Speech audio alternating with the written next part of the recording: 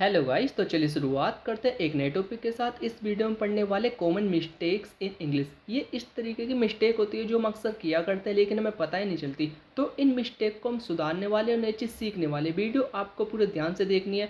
10 concept में हम इस वीडियो को कवर करेंगे। तो चलिए शुरुआत करते हैं, सीखते हैं। तो जैसे कि सबसे पहले है each students are present.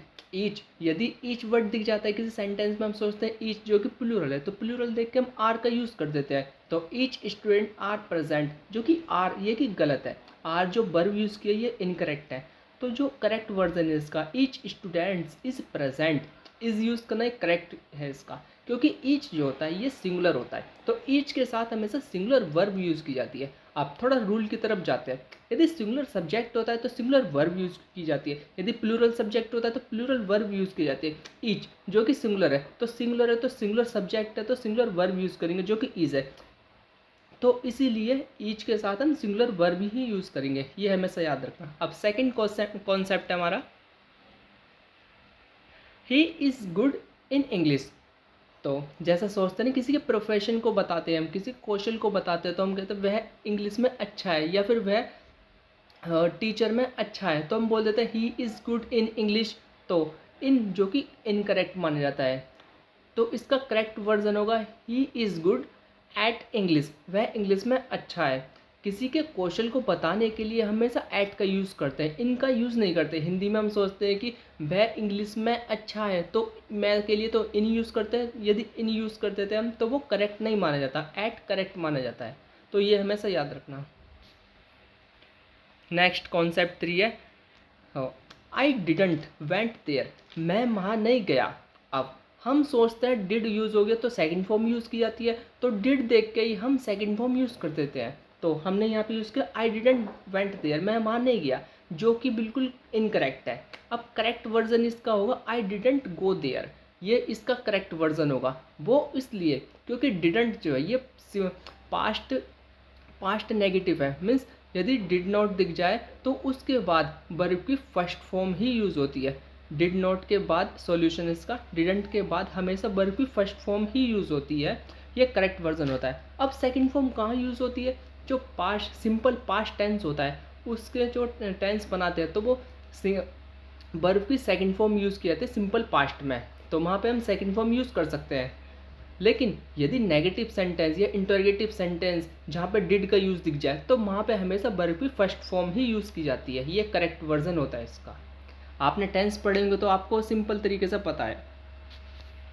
Next concept है हमारा, अब द न्यूज़ आर गुड्स। जैसे कि हम देखते हैं न्यूज़, न्यूज़ तो हम सोचते हैं कि काफ़ी ऐसा वर्ड है जो कि प्लूरल है, मीन्स न्यूज़, बहुत सारी न्यूज़। तो न्यूज़ देखते ही हम सोचते हैं आर लगा दो, क्योंकि न्यूज़ हो गया प्लूरल। यदि प्लूरल सब्जेक्ट है तो बिल्कुल प्लूरल वर्ब यूज़ करेंगे, बिल्कुल सही है।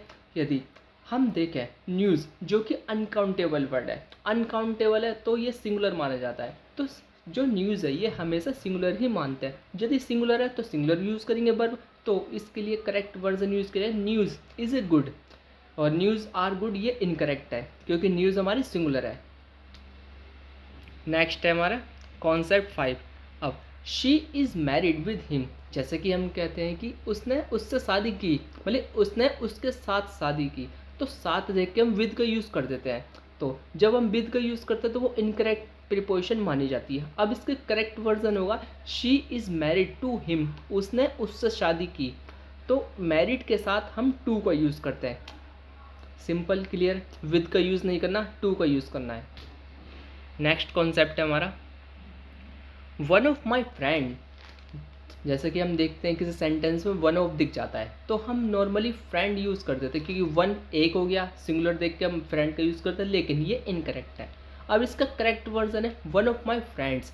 यदि वन ऑफ दिख जाए उसके बाद फ्रेंड्स है तो उसको हम प्लूरल यूज़ करेंगे, फ्रेंड्स। तो वन ऑफ के बाद हमेशा जो नाउन होती है वो प्लूरल तरीके से यूज़ होती है, प्लूरल बना के, तो फ्रेंड्स इसकी करेक्ट वर्जन होगा one of my friends. Next concept है हमारा शी डोंट लाइक टी, वह चाय पसंद नहीं करती। तो शी देख के हम डोंट लाइक यूज़ कर देते हैं, ये जो कि इनकरेक्ट होता है। अब इसका करेक्ट वर्जन होगा शी डजेंट लाइक टी, वह चाय नहीं पसंद करती। तो डज हम यूज़ करते हैं शी के साथ। अब सिंगुलर सब्जेक्ट के साथ डज का यूज़ होता है, डज नॉट का यूज़ होता है। जो सिंगुलर सब्जेक्ट जैसा ही शी इट दैट के साथ हम डज का यूज़ करते हैं। जो प्लूरल सब्जेक्ट होते हैं जैसे कि आई वी यू दे, इनके साथ डू का यूज़ करते हैं। क्योंकि शी तो और शी के साथ हम डज यूज़ कर रहे हैं, ये करेक्ट वर्जन हो गया। डू हम यूज़ करेंगे यू वी दे के साथ। नेक्स्ट है शी रिटर्न बैक, में मीन्स वह वापस आया। वह वापस आया, रिटर्न और बैक दोनों तो सेम है, तो दोनों एक साथ नहीं यूज़ करना कभी भी। वापस आने के लिए हम रिटर्न यूज़ करते हैं और बैक भी ये सेम है दोनों, तो दोनों एक ही वर्ड है, तो एक ही अर्थ है, तो दोनों एक साथ नहीं यूज़ करना। अक्सर यूज़ कर देते हैं जो कि इनकरेक्ट है। तो इसका करेक्ट वर्जन होगा ही रिटर्न, वह वापसी आया। तो इसका एक करेक्ट वर्जन होगा। इस सॉल्यूशन है रिटर्न में, और रिटर्न के साथ ही हम बैक का यूज़ नहीं करना चाहिए। मीन्स एक यूज़ कर लो वो करेक्ट माना जाता है। रिटर्न भी ठीक है, ही रिटर्न बस। नेक्स्ट है आई स्टडी इन मंडे, मैं मंडे में पढ़ाई करता हूँ। तो इन जो कि इनकरेक्ट है, यदि हम यूज़ करते हैं ऑन जो कि करेक्ट माना जाएगा। आई स्टडी ऑन मंडे, मैं मंडे को पढ़ाई करता हूँ। तो डेज के साथ हमेशा ऑन का यूज़ किया जाता है, ये आपको याद रखनी होगी। जो प्रिपोजिशन ऑन है ये हमेशा डे के साथ यूज़ होते हैं, चाहे संडे मंडे ट्यूसडे किसी तरीके का भी डे हो उसके साथ ऑन यूज़ की जाती है, इन यूज़ नहीं करते। ये करेक्ट फॉर्म होती है इसकी। नेक्स्ट कॉन्सेप्ट है हमारा she is afraid from dogs, उसे डॉग से डर लगता है।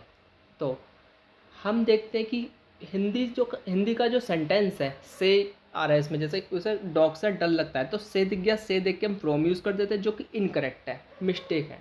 अब करेक्ट इसका वर्जन होगा she is afraid of dog, उसे डॉग से डर लगता है। तो जब किसी अफ्रेड की बात की जाती है तो उसके साथ ऑफ का यूज़ करते हैं, फ्रॉम यूज़ नहीं करते।